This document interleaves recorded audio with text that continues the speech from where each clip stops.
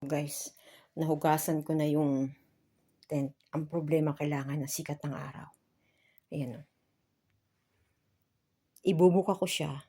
Tapos, naisip ko dumaan doon sa bintana. Kasi ayan o, mayroon ditong platform na rooftop na mga wedding area. Mainit. Dito ko siya ibubuka. The best kasi na masikatan to ng araw para hindi kalawangin. Anyway, later. Okay? I stop this temporary. Ayan guys, kapag binuka ko yan doon sa may rooftop ng wedding area na yon, kailangan lagyan ko nitong pampabigat sa loob. Baka ilipad eh. Ayan. Mamaya ko bibideo pag naibuka ko na. Okay? Ayan. Hinulog ko muna siya doon. Tapos yung pampabigat ihuhulog ko kasi aakit ako. Handa na ako para hindi ako malaglag. Hindi ko na ibibideo yung paano pag-akit kasi baka gayahin ako ng bata. Parental guidance. Ayan. Inihulog ko siya doon. Tapos ihuhulog ko rin yung pampabigat kasi para hindi ilipad. Hindi ko na ibibideo kung paano ako lalabas dyan. Pakagayahin ng mga bata. Parental guidance. Ayan, inihulog ko na rin yung pampabigat. See you! Kailangan magsuot ko ng sapatos para kung may matalim man doon, hindi ako ma-injury. Guys, ayun yung tent. Kailangan bantayan ko yun kasi baka ilipad. Bababa ako doon. Hintayin ko yan ng mga 20 to 30 minutes to yun na yan. Ayan, kailangan kong manatili dito kasi baka lumipad dyan, parachute pa. Bakit yan? Iniharap ko sa araw yung pinto ng tent para matuyo. Ang ganda yan pag natuyo na. May buhangin dito. May buhangin lang naman ng semento. Pag pinagpag ko yan, malalaglag din yan. O diba? Saya. Dito ako uupo. Doon ako sa kanto magtatambay. Malilim naman doon.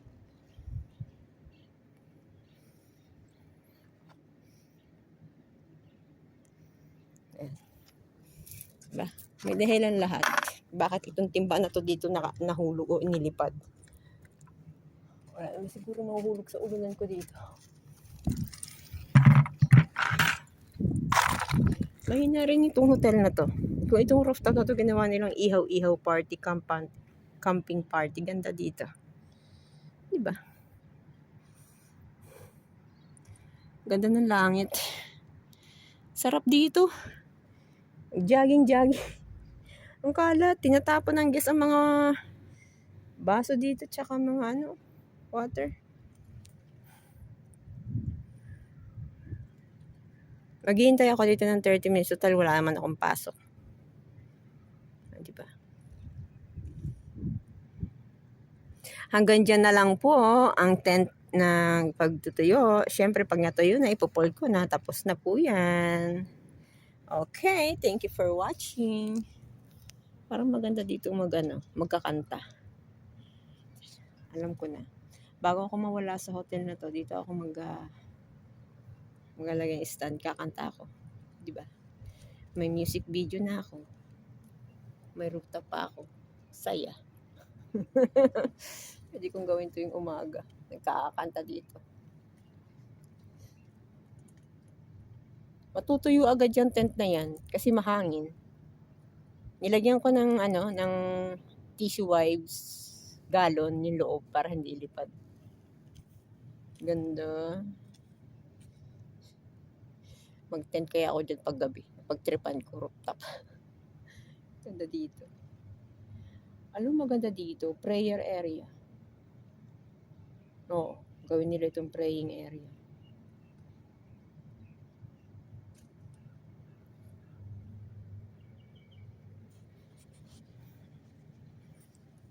Natuyo ka na ha.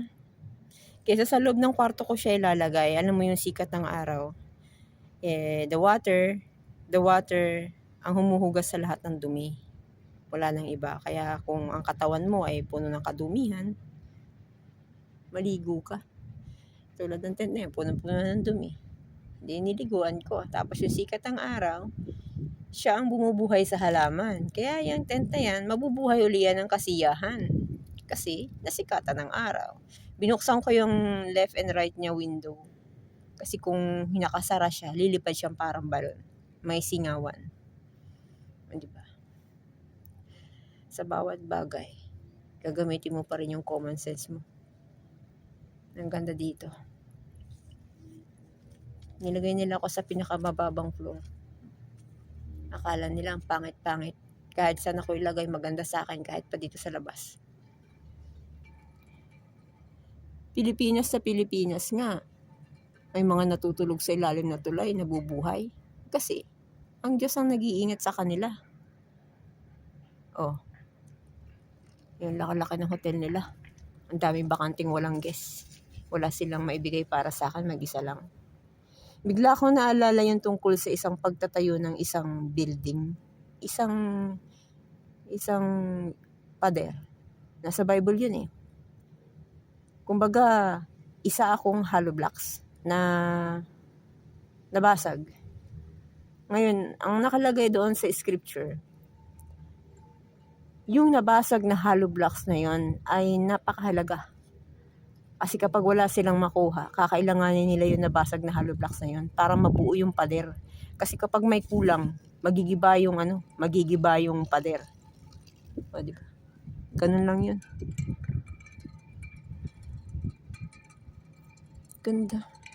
Ano ba yung XL ka na yun? Oh? Naglilipad.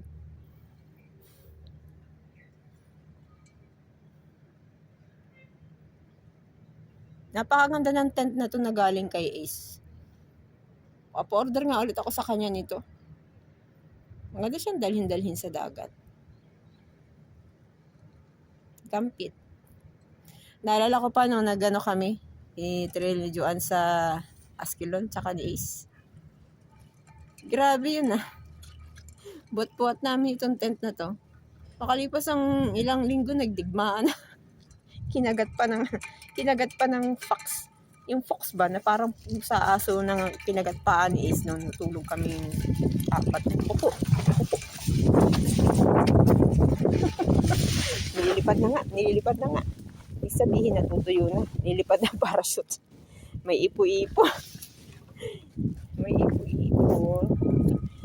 Hindi na siguro itong matuyo. May ipo-ipo. Pwede ko na po ba, Lord, i-fold? Kasi sabi ni Lord, maghintay-hintay ka lang ng ilang minuto. At natutuyo na. Yung fan kasi, minsan kasi yung fan, yung nag-iingay, nagtatawag ng hangin. Iinit kasi yung fan nag-iingay. Kaya yung hangin lumapit. Feeling lumapit yung okay na siguro to. Sa loob ng kwarto ko na lang patutuyuin kaysa ilipad. Ay nako. Ilipad na siya. Para siyang parachute. Ang ingay ng kanay ito. Tapos ko nga. Ito ang nagtatawag ng hangin eh. Alam niyo ba, ito yung ingay, like a whistle. Yung parang sumisipol sa bukid. Yung nagwi-whistle. Pag nagwi-whistle ka, di ba, lalapit yung hangin. Tinanggal ko siya. Nakakaakit siya ng wind. Wind. Kung lilipad para sa akin. Matutuyo ka rin.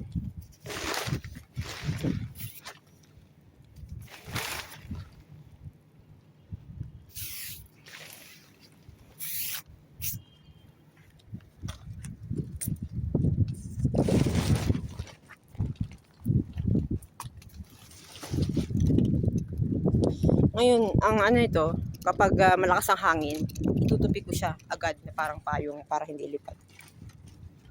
Nasa taas kasi ako parang rooftop to. Do not fly, okay? I need you to drive.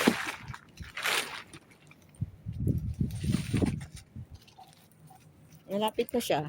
Tuyo na yung niya. Labas. Tuyo na yung labas. Mga 10 minutes na lang. Diba? Tuyo na, ang bilis. Kasi pag palaging basa, kakalawangin yan. Kailangan, natumba na yung aking support. Hanggang susuko, kunting minuto na lang. Basa pa ang ilalim, pero tuyuin ko na lang ng tissue yan. Pero sana hindi humahangin. Huwag ka naman humangin na malakas. Kasi lilipad to, baka lumipad to, makarating to ng Tel Aviv. Diretso na sa Dan Hotel. Parachute na.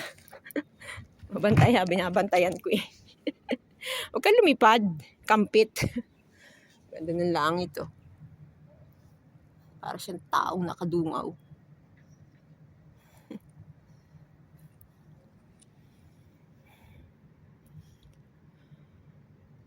Gehak, ganito yung nakita ko ng parang hugis taong may parang dalang, awan ko ano yun, may kawit yung nakita ko eh. Nag-rapture. Yung kawit, yung parang hook. Nag-rapture nun, ang dami namatay. Ay, kung mag-rapture ka ng Beersheba, huwag mo isama. Huwag mo isama mga Pilipino dito. At dito ka sa Beersheba nakatutok. Huwag dito. Kaya siguro pinapalis mo na ako. May magra-rapture siya dito. My God. Ingatan mo pa rin ako. Kailangan ko pang tumulong sa magulang ko. Pati mga Pilipino dito. Okay? Okay. Bye-bye. See you in my next vlog.